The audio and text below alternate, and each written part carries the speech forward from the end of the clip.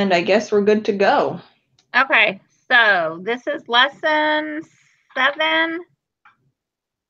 And we are talking about the Chicago banking. Hang on, I gotta get my notes out.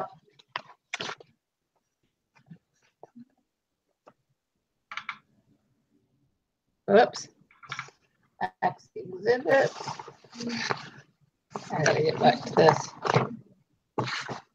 We're talking about the mentoring program in the Chicago Reserve Bank, if I am not mistaken. Correct. Now, why I am missing a page from? Okay, that's all right. We'll make it work. Okay. So, okay.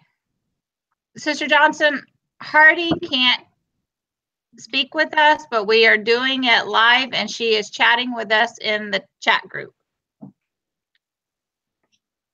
So, the first question talks about, okay, it says start the discussion by asking one student to list positive results for the pilot program. There are a lot of examples. Okay, let me see if Hardy, can you give one example?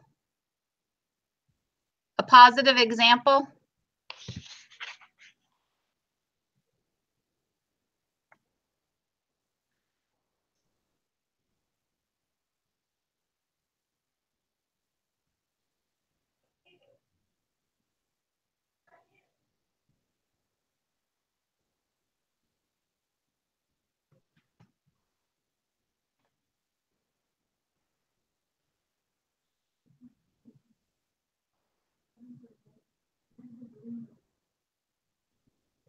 Uh-oh, I wonder if we lost her. I think she's still there. If she was gone, I think, okay. Yeah. Okay. The lady who was shy but was able to improve on her presentation skills at the end of the pilot. Okay. Oh, right. Yeah, that I think they gave that example at the end. Yeah. So I think a positive thing was like the effect that it had on the people who were actually doing the mentoring. I think that as a mentor in a program like that, like you learn a lot about what other employees need. And I think it makes you more aware of how things are working in the company and stuff. Yeah. Let me go see if I can find, I gotta find which page I highlighted it. Where it talked about, which one? The marketing training.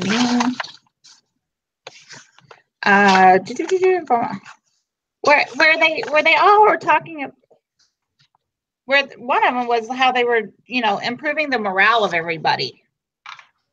Right, yeah, because I think like it gives them more of a feeling that they actually can succeed in the company. Like there is room to progress and stuff. Yeah, because if everybody, I've seen it where people come in every morning and they got a frump on their face. And it just makes for an awful day. Yeah. And you're just like, oh, great. But everybody dreads Monday morning because it's the Monday morning blues. But if you can, if somebody comes in happy and cheerful on a Monday morning, it seems it makes it go by faster. Yeah, and I think it makes everyone around you, makes their day go better too. Yeah, and you're like, okay, if we got, you sit down and get going, and next thing you know, you're like, wait a minute, where did the day go? But everybody was positive about it. It seems you're not staring at the clock trying to get your work done. So I liked how, talking about improve, the morale part of it.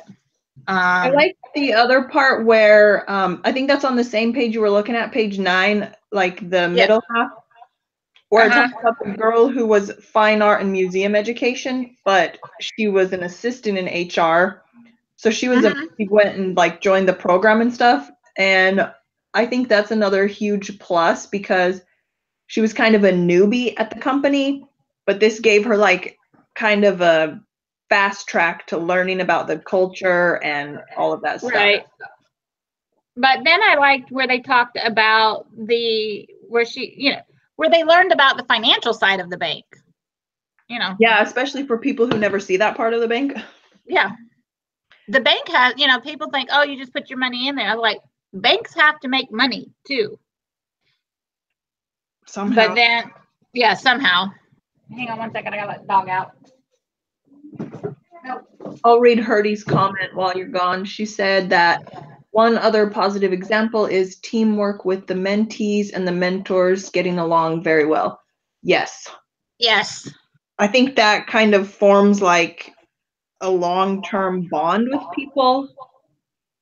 Even if somebody leaves and you have that bond, you'll still have that bond outside the workplace. Mm-hmm. Because I know still to this day, I have good friends, I worked with, but I still are in communication. I talk to them every now and then that I used to work with. Yeah, same here. And then there's some I don't want to talk to.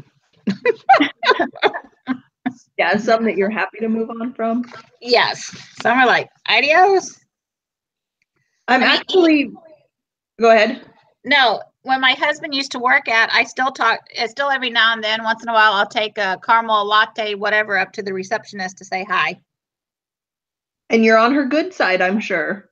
Well, she always treated my husband nice, and he always had that motto: if you take care of the reception or the secretary, you can always get through to see who you want to see. Yeah. They're an important part. I feel a lot of times people say, oh, I'm just a receptionist, I'm just a secretary. And I used to say that. And then I had a guy come into the office and I was like, oh, I'm just the secretary. He's like, no, you're not just the secretary. Like, and he totally corrected me. And I was like, I was kind of flattered because it's like he took my job seriously, Yeah. Okay. Well, let's move on to number 2. Now ask another student to list reasons for positive results in the pilot program. Didn't we just do that? Sort of. Okay. Positive results. Why did they have positive results? Let's see. So obvious answers are it was voluntary, so they wanted to do it. They did the matching process, so they made sure people were matched well with someone, not someone they would like grade against the whole time. Right. But then part of the positive process, I think it was, they improved their retention rate, overall. Mm-hmm. Pardon me. Yeah, that's like a long-term positive. Yeah, I'm thinking long-term positive. I thought it was interesting when you just begin to read the background of it. The first year was great and nobody signed up for it again. And I'm like, what? I couldn't understand why not. Yeah, it was like, I think they anticipated way more, but then they got like half of what they thought they would get. I know. So they allowed 30 pairs, but they only got about 23. So they were short 7 people. I wonder if it's because like people knew that they had to turn down people the first time. So people in the back of their mind thought, well, I'm sure they're going to get too many, so I won't even try again. I think that would be a big consideration in the part about it. Because it's like when you get turned down once, and then if you go to do it again and you get turned down a second time, what's going to make you do it a third time? Yeah. Let's see, Herdy's comment, also because they were committed to the program. Yes, I think I think she was meaning that's like one of the positive results. Yeah, so these were people who really wanted to be in the program and, they had motivation to climb the ladder and keep on going, so. Okay, let's see. Okay, once they mention these, ask what else might have helped the program go well. Well, I think they had the support of everybody. Everybody that was in the program wanted to be in the program. And it was the support within the nucleus of the program was like, okay, we're going to make this work. They all came in with the attitude, we want this to succeed. How are we going to make it succeed? But I feel in their process of making it to succeed, there was failure probably at some point. You can never have at some point in time, there was hiccups. I don't think we read about the hiccups, but there had to be hiccups. You just can't have everything go right. Hardy, what do you think?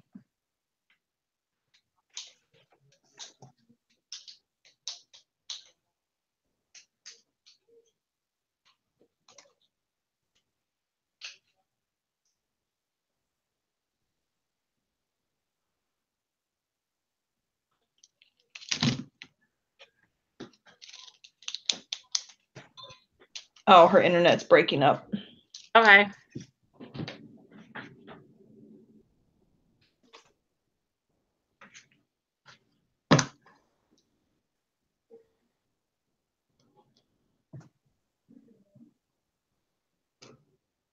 Hey, while we're waiting for her, did she ever grade that first one where we all met together to do this?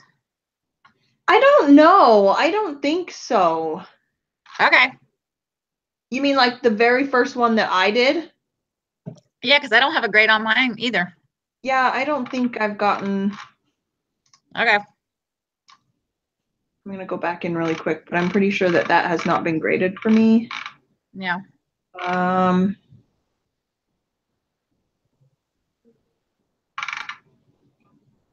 Oh, wait, yeah.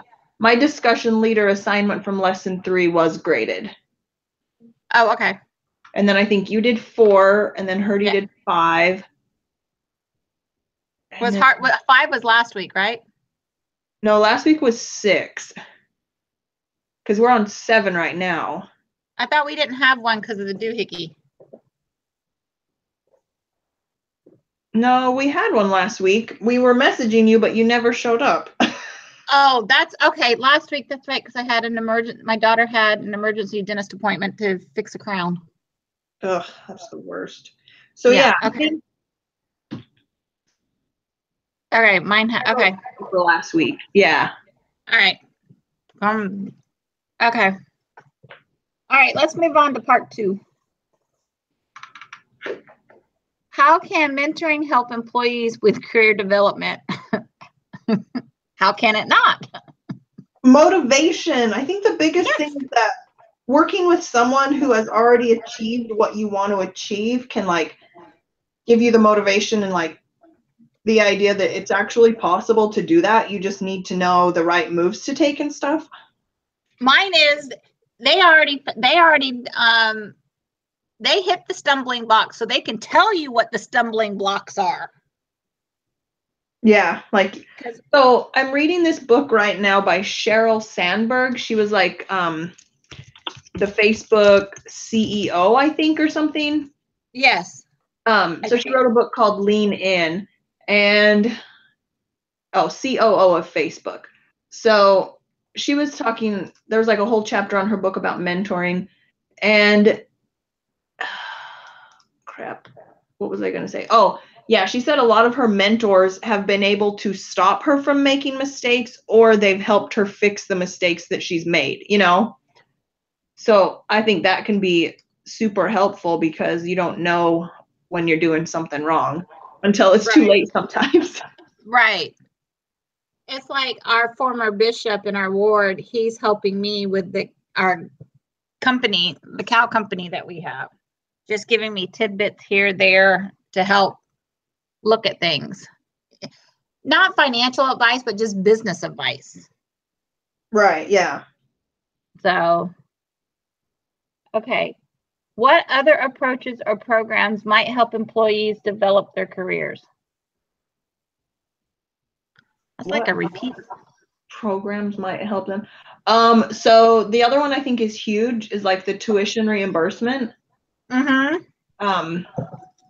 I mean, I really wish I work for a really small law firm, so I don't expect them to offer tuition reimbursement, but it just seems like when you know that your company is investing in your education, you are way more likely to take advantage of it and try to better yourself so that you can keep continuing on. My husband, before he got he was a drafter designer for an engineering firm, and he was going to go back to school, and he was going to go on mechanical engineering. Well, they came to him and said, if we pay for your schooling, will you go electrical? So he started taking, my parents gave us the money up front to sign up for the first classes. And once you got a B or higher, they gave you back the money, and they paid 75% of your books. Wow. And that's how we got through till the company closed that office for a while. That's how he went. But he had an associate's in science and computer aid drafting. Then he got his associate's in arts, totally paid for. And then we just had to hunker down and go through on grants and that to finish his bachelor's. And my parents helped us with rent and that. But that's how he got a lot of his schooling paid, was, he took advantage of it. Because the mechanic shop that I've done my internship in, they will pay the mechanics to get more certifications. They will pay for the certifications, and as you get the certifications, you get better raises. Wow. Yeah. Totally worth it. Okay, Hardy said, and I'm just going to read it so the teacher knows she's with us. Shannon, you are right. Employees that are ready to improve and expand their skills, they take the advantage of the companies to improve their capabilities. But then I look at it, BYU, the way they're teaching, that have all done the pathways, is kind of like mentoring too. I think they're making it more job realistic, like real life applicable or something. Yeah, real life applicable. Thank you. Some of the classes are real life applicable. I mean, I'm looking at this one. This is like, okay, this is real life applicable. This is real life. I mean, talking. I told my husband, I said, the way I answered those one questions about, how would those case studies come out? I'm like, well, I was wrong on one. Yeah. I was like, totally disagree, but it shows real life. Okay. Ask whether anyone in your team has had the experience with mentoring, whether formal, informal, as a mentor or mentee. You know what? I think every day we are mentors no matter what, because I'm a mentor to my daughters. Yeah, that's a good point. I was just going to say, no, I have zero mentoring experience. Because, my daughters see me at 47, 48, going back to school, getting my degree. It doesn't matter how old you are to do it. Yeah. I may never have to work. Not say never. I don't have to work, but it is there to protect my family. My husband says it is a life insurance policy. That's a good way to look at it. It's a life insurance policy. So if something happens, we'd have to downsize, but I can afford to provide for my daughters. And Herdy's comment says we do it every day, and we're also being mentored by others. I guess we are. I just feel like sometimes maybe you don't think of it that way. Like, when I think of a mentor, I kind of picture someone who's like holding my hand every day, But yeah. I feel like there's a lot of people who just come in and out of our lives, but they also give us a lot of information. Yeah. Okay. Why does it seem we're getting through these questions quickly? Okay. Let's see. Okay. Okay, so the other part of that one was, what were the benefits and the obstacles and the downsides? I think if you're the mentor, the obstacle is getting the mentee to allow themselves to have the help. Yeah, getting them to kind of be humble enough to accept what you're saying and not just. But hopefully you would think if someone's in the position where they want a mentor, they're willing to do what it takes, you know? Yes. And I also think an obstacle would be for the mentor being able to take time out of their professional life and their day to help someone who's beneath them, you know? Mm-hmm. Okay, Hardy just typed something. We need to acknowledge we need help and be prepared to learn from the mentor. Oh, yes, ma'am.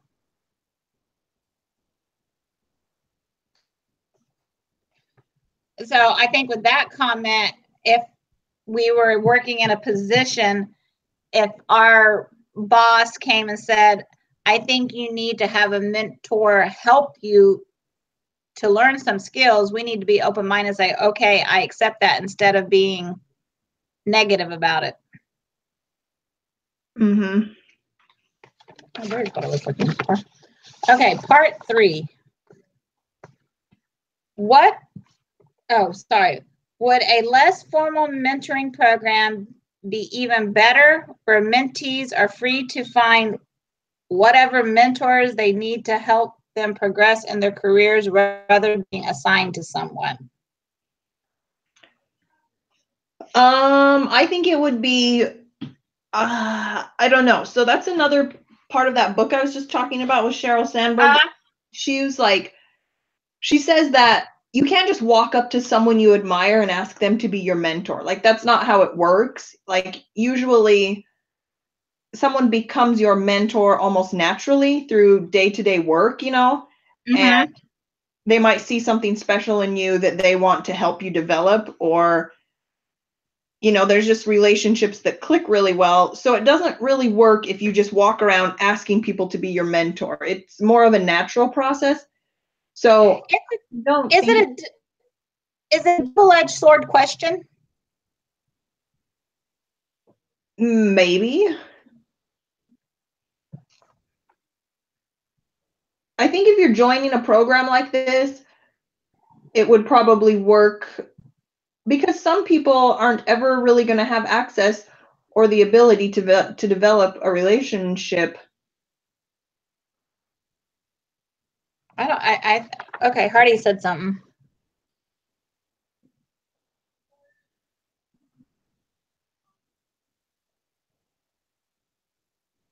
Okay, I would have walked to someone admired to be my mentor because I have been meaning to do that. Okay.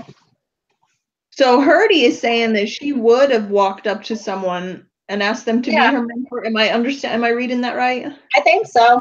I wouldn't have the guts to do it. I think if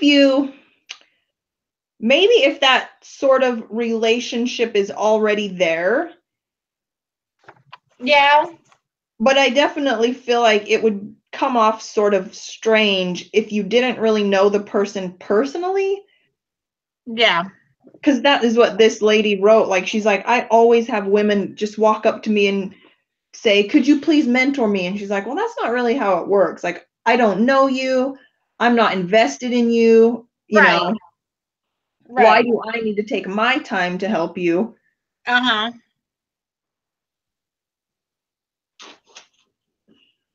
It's a good book. You guys should read it. Okay. I'm not reading anything extra till after I graduate. Well, this is for my healthcare leadership class. So. Oh, okay. Never mind. Okay. All right. Shannon, she needs, if you'll type her the title of the book. That is what I'm doing right now. Funny, we all think alike.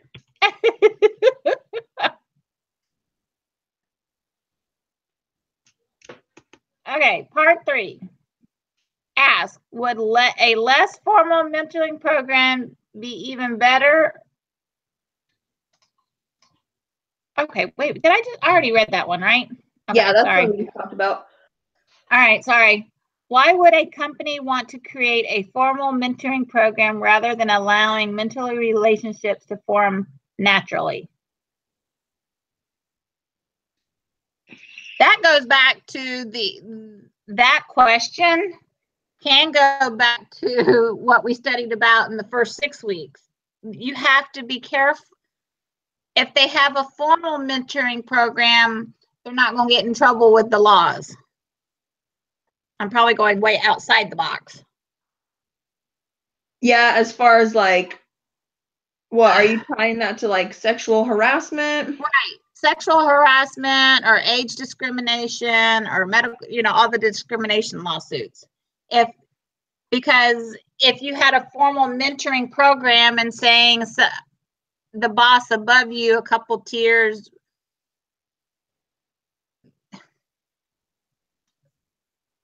it's just a protection. It's formal. Everybody knows their roles. Right. So go ahead. Back to the book I'm reading. I'm just going to quote the book this whole time. But that works. She was talking about that, like how men in the professional setting are sometimes scared to mentor a woman because they're afraid that it will be seen as a personal relationship if he goes to dinner with her. Like, it's okay for a man to go to dinner with another man, but if he goes with a woman, you're like, well, are they having an affair or are they having a business dinner? So this guy was like the boss or CEO or whatever. So he made a rule that he would only do breakfast or lunch with men and women, and he would not do dinner with anyone. That's smart. That is true. It applied to everyone. So it wasn't just like, well, only women can eat lunch with me, but I'll go to dinner with men. It was like across the board, and that showed that he was like aware of, right, aware of the problems going on. Okay, I like that. Because I know, like, for my husband that he travels all the time. He, in some plans, when he goes out, he'll go with a group. He will not go one-on-one with, now if it's a guy, that's fine, but if there's women, he always goes in a group to protect him. He's like, it's to protect me and them. So there's no questions. But then at the back of my mind, I kind of think, like, isn't this stupid that we have to do this, Like, I don't know. Well, you want to hear what's funny when you're saying he made that gentleman made that rule. You look at today with all the HIPAA laws. Oh my gosh. If the doctor's office, my husband has to say, call my wife, don't call me. She schedules it all. She knows the policies and everything. But I mean, we had one doctor office said, yeah, husbands come in and they don't want their wives to know anything about their medical history. And I went, excuse me? Yeah, I'm like, I would say that's stupid. Common. And that. So, okay, let's see. What might have improved in the Federal Reserve banking program?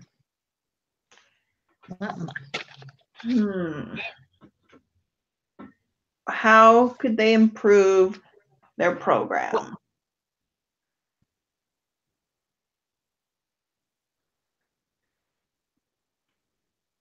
You could, I mean, some people would say have more people in it, but when you get a program too big, that wouldn't be able to do. Right, and then that stresses out like the managing director or whatever. Director and everything. I wonder if maybe you could shorten it and sort of fast track it so that you could put more people through the program every year. Like shrink it? How Wasn't long it a was year? It was a year program, right? Was it 1 year or was it 18 months? Maybe it was a year. I don't think it said. Design. Or did I skim Okay, right yeah. over it?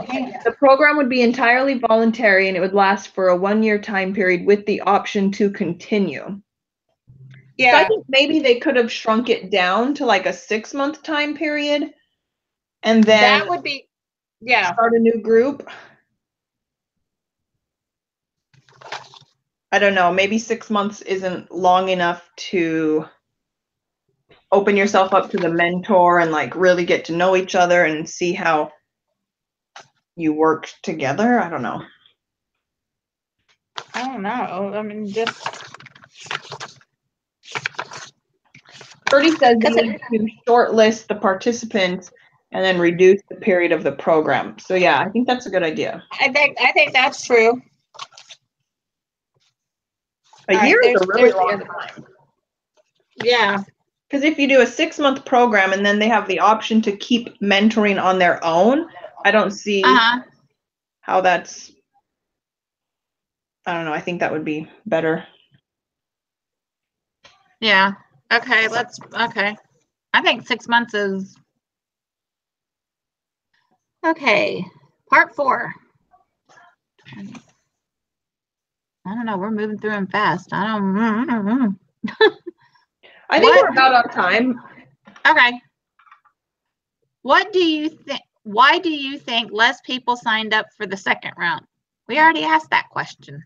Yeah, we talked about that. We talked about that there was not enough slots in the first go around. So maybe they felt like they weren't even going to try the second time around. Yeah, they weren't going to try. But I didn't, through my reading, I didn't hear really any negative feedback, so I don't think there was any negativity about not signing up. Yeah, I didn't read any either, I don't think. Or I mean, assumption being, if they posted the list of the people who were going to be the mentors, nobody wanted to be a partner with them. I'm guessing.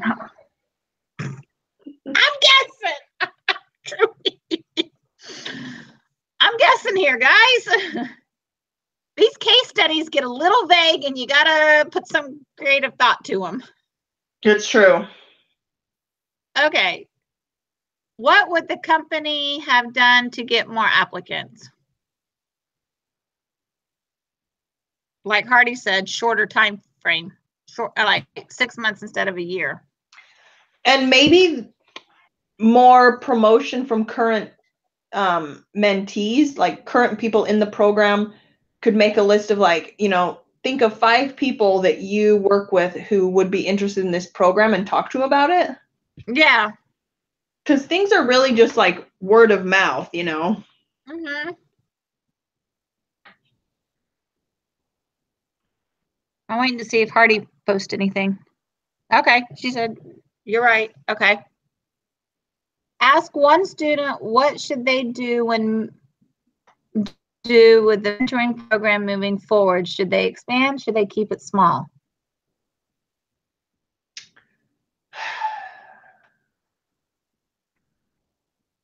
I don't know. I don't know. I think. What do they mean on keep it small? Yeah. What do they think by saying small? How many people is small?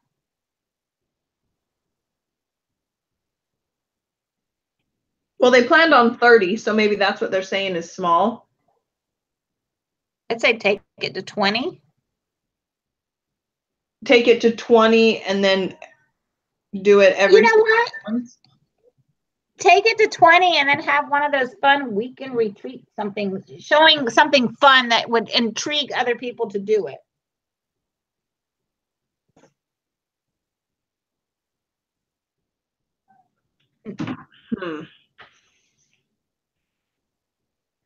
That's a weird question. I know. Okay, moving on down the road.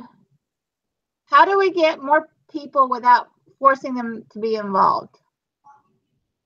I think we just answered that, like word of mouth Make it Yeah. sound enticing. Tell people the benefits, like, hey, you know, X amount of people did the program and this many people got promotions from promoted. that, or Yeah. you know, improved these skills or whatever. Yeah. Or if doing the program gets you a pay raise. Yeah, or like you get, you know, an extra vacation day if you do the program, some sort of incentive. Right. Hang on. I don't know. I'm okay. Ask each team member what they would. Okay, so let's skip one. How do they get enough people to mentor? They've got to make an incentive for the mentor too. Right. Because they might just be like, well, what's in it for me? Obviously, if I mentor someone, they'll be able to move up, or yeah, because you're giving up your work time. Your workload's going to increase, but your work time's decreasing on the time you're allowed to work on your own work.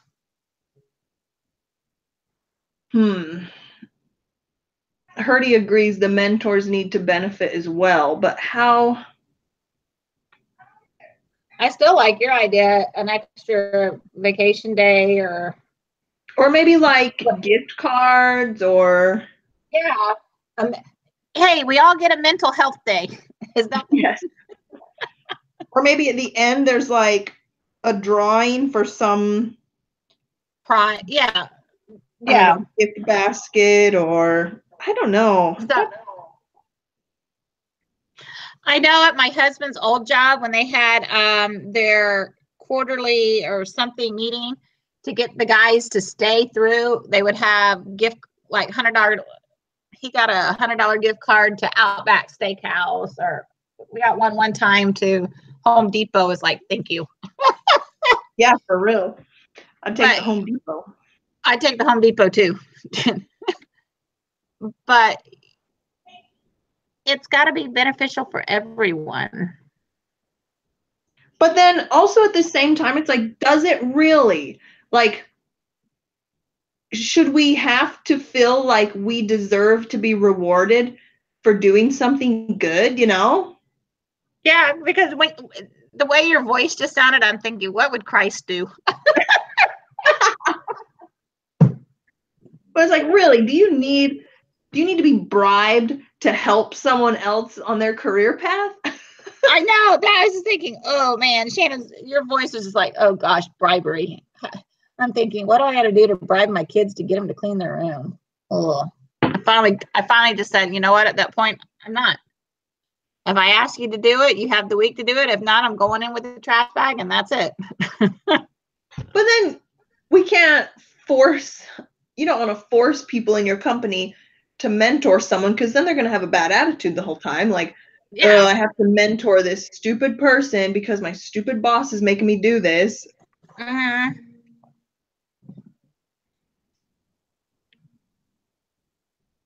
Christ will say, "Oh, let it go, let go." Are we singing that like from Frozen? Let it go. Yeah. Let it go. Or the Nike's thing, just do it. You know, just got to do it. Our old Relief Society president and the current Relief Society president, we all have a slogan: put your big girl panties on and pull them up and let's go. Yep. We don't have time to put them on. Gotta go. I just live by the motto of, you can't get your panties in a bunch if you don't wear any.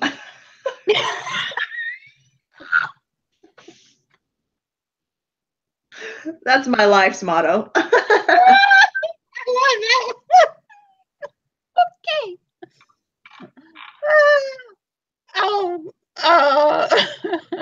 Works every time. Yeah. Okay, let's see. List the suggestions your team has come up with and discuss the pros and cons for each. Have your team vote on the best approach they like best. What?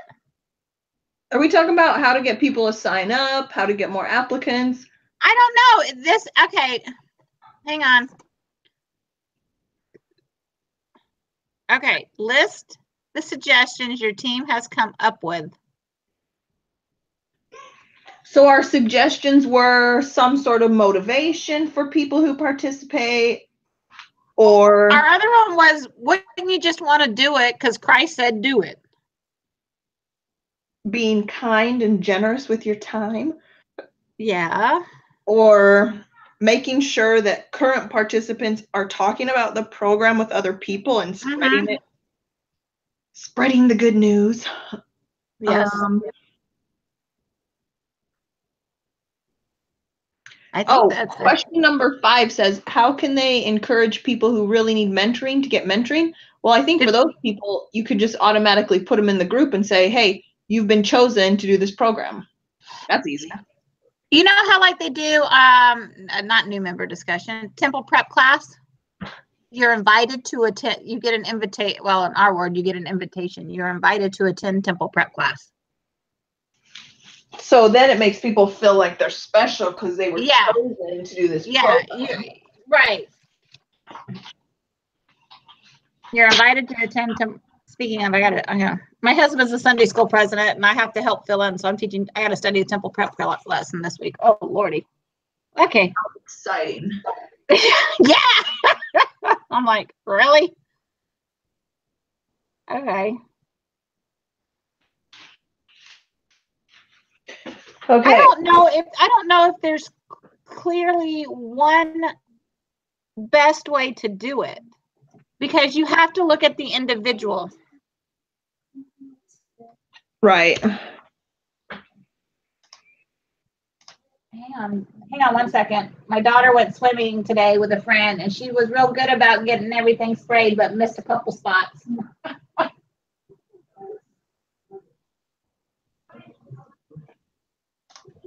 Okay, darling, we got it. There you go. All right, I gotta get back. Sorry. Okay. All right. Okay, you should kindly invite people to the program. I think that's the best. Invite them and show them the positive things of the program. Like, it'll positively help you in your business, but in your workplace, but it can positively help you in your personal life, I think. Well, anytime you're happy at work, you're going to be happier in your personal life. Yep. Okay. Check the box below after completing this activity. Have we completed the activity? Okay, so doohickey is due next Monday. Well, okay. not in like 4 days, but like a week and a half. Give me the date. It is June 18th at 8 a.m. So I put it in my schedule as Sunday evening, just so. Yeah. So I'm okay. Let me get back to homepage. That one. Hang on. I'm trying to pull up and we can. So I'm on the right page this go around with doohickey. So let's see. Doohickey. Where is it? Plan ahead doohickey problem.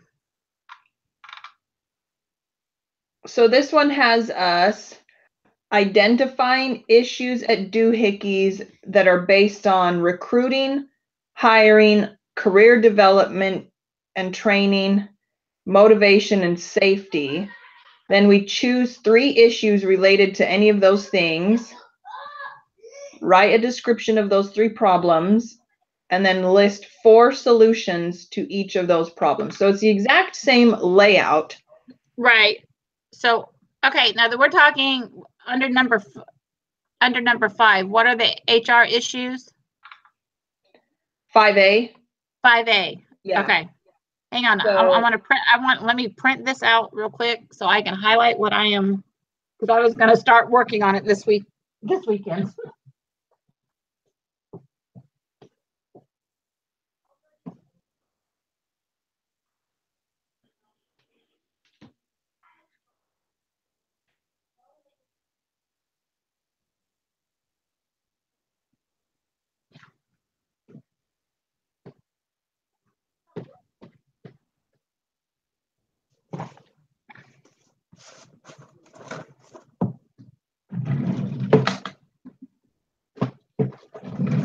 Okay. Whoop. Okay.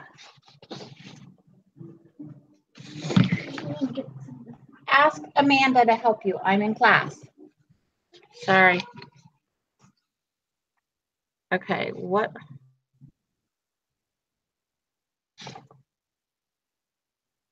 Okay, so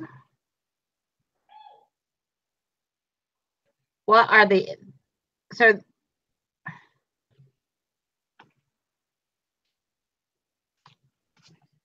we each need to come up with an HR problem? Yeah, so we need to do 3 problems related to recruiting and hiring, career development and training, motivation and safety. And then for each one of those problems, we have to write 4 possible solutions.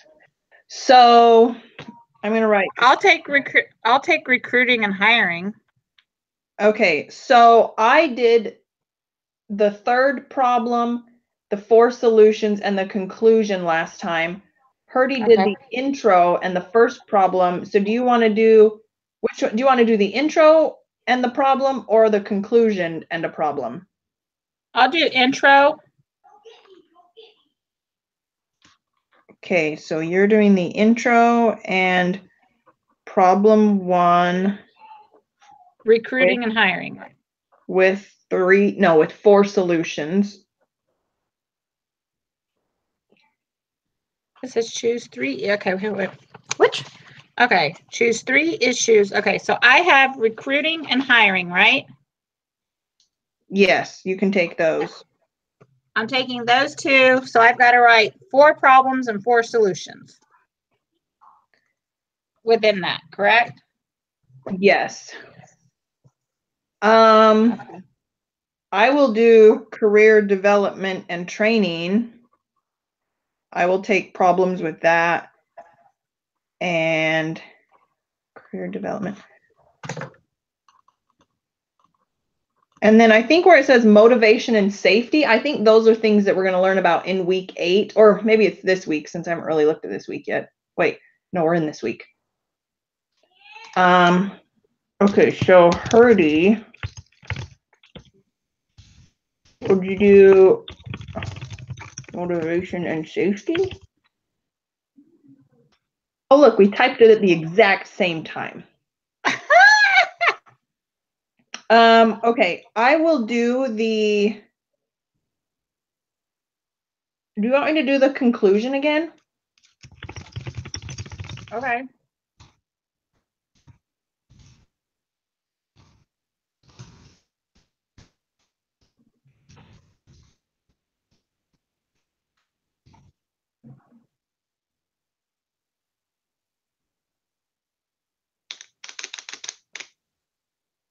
Okay, so it's not due this coming Monday, it's due the Monday after. Correct. So because we got to get through lesson 8 so we know if there's anything that we need to go through with it to help us. Right. I think lesson 8 is going to be the motivation and the safety portion. Safety. Yeah. Because last week was recruiting and hiring. Yeah. So. Okay.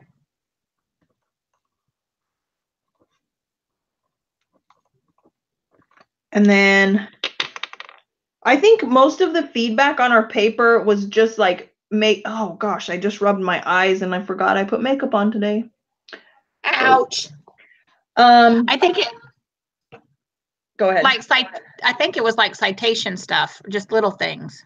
Yeah. So like I cited all my stuff in APA, but I guess I didn't put a page number, and I'm not sure how to do that when it's from a website, but she linked us to the APA guidelines paper. Okay. So I'm going to have to look over that again. Yeah. Let's just use the same. Does everyone still, we should still all have access to the original one. Yeah. So I will just. Are we just adding to that or adding to that? No, it's like a whole new paper. Okay. So I'm going to go through right now and just take all of our text out. Okay. And then we can go back in and fill in what we need Okay. to, if that makes sense. Can you send me the link so I can submit this? Yeah, the link to the video, yeah. Yes. Okay. I'm gonna stop